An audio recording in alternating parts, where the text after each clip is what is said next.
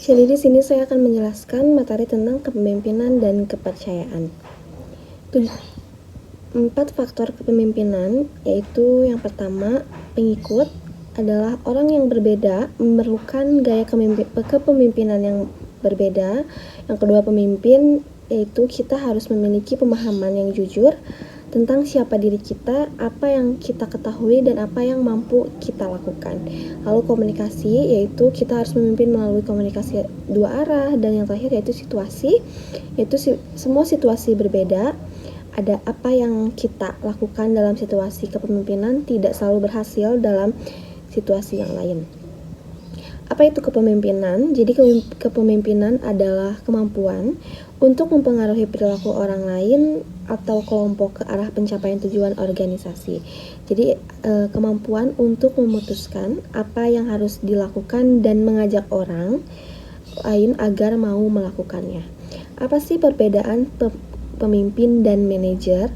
Pemimpin adalah mendorong perubahan, menetapkan visi dan arah, lalu memotivasi orang untuk berhasil, melihat persoalan secara luas atau big picture, terus memutuskan secara rasional dan intuitif, lalu mengadaptasikan strategi untuk mewujudkan visi, mendorong munculnya penentang, fungsional, lalu memberikan otonomi kepada orang lain.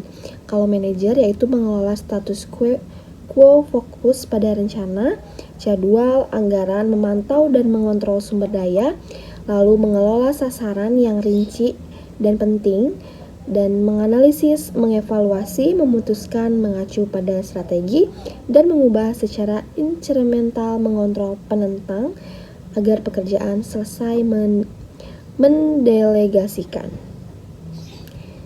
Lalu berikutnya yaitu Three Theories of Leadership, yaitu teori-teori kepemimpinan yang memandang kualitas-kualitas dan karakteristik personal sebagai faktor yang membedakan para pemimpin dengan mereka yang bukan pimpinan.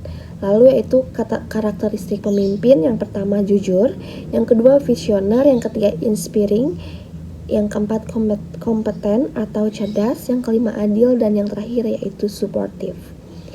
Behavioral theories of leadership, yaitu yang pertama teori-teori kepemimpinan dapat bahwa yang membedakan para pemimpin dan yang bukan pemimpin adalah dari perilaku spesifik tertentu, yaitu dua dimensi perilaku kepemimpinan yang membentuk gaya kepemimpinan, yaitu adalah yang pertama orientasi kepada tugas, yaitu yang kedua orientasi kepada manusia, yaitu contohnya Ohio State Studies, University of Michigan Studies, lalu the managerial grid. Nah, kalau contingency theories, yaitu adalah teori-teori kepemimpinan yang menekankan pentingnya mempertimbangkan konteks pada saat mengkaji kepemimpinan, yaitu contoh teorinya Fiedler contingency model, lalu Hersey and Blanchard is situational theory, lalu yang terakhir Path-Goal theory. Fiedler's contingency model yaitu adalah kelompok yang efektif ditentukan oleh kecocokan antara gaya kepemimpinan dan sejauh mana situasi memberikan kendali kepada seorang pemimpin. Fiedler's contingency model yaitu yang pertama leader-member relation, yang kedua task structure, yang ketiga yaitu position power. Dan the Path-Goal theory yaitu ada faktor lingkungan, yang pertama struktur tugas, yang kedua sistem otoritas formal, yang ketiga kelompok kerja, lalu perilaku kepemimpinan yaitu direktif, partisipatif, berorientasi prestasi, dan yang terakhir supportive.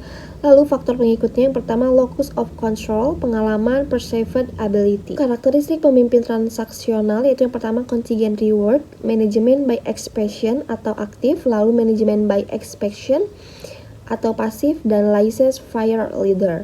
Lalu karakteristik pemimpin transformasional, yang pertama karisma, yang kedua inspiration, yang ketiga intellectual stimulation, yang terakhir yaitu individualist consideration. ciri-ciri pokok kepemimpinan karismatik, yaitu yang pertama visi dan artikulasi, lalu risiko pribadi, lalu kepekaan lingkungan, dan kepekaan terhadap kebutuhan pengikut, dan yang terakhir yaitu perilaku yang tidak biasa. Dispersed leadership yaitu adalah super leadership, itu pemimpin orang lain agar mereka mampu memimpin dirinya sendiri.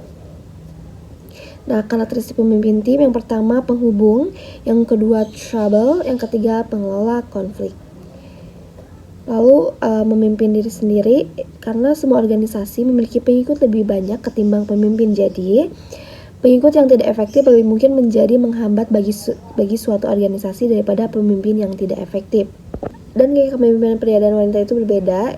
Secara umum perempuan memiliki atau mengandalkan gaya demokratis, yaitu yang pertama seperti mendorong partisipasi, membagi kekuasaan dan informasi. Lalu laki-laki merasa lebih nyaman dengan gaya memerintah dan mengendalikan, seperti menyandarkan diri pada otoritas formal. Hai semuanya, dikarenakan penerimaan mahasiswa baru tahun 2024 telah dibuka, ayo segera daftarkan diri Anda dan bergabung bersama kami menjadi mahasiswa dan mahasiswi di Universitas Teknologi Digital.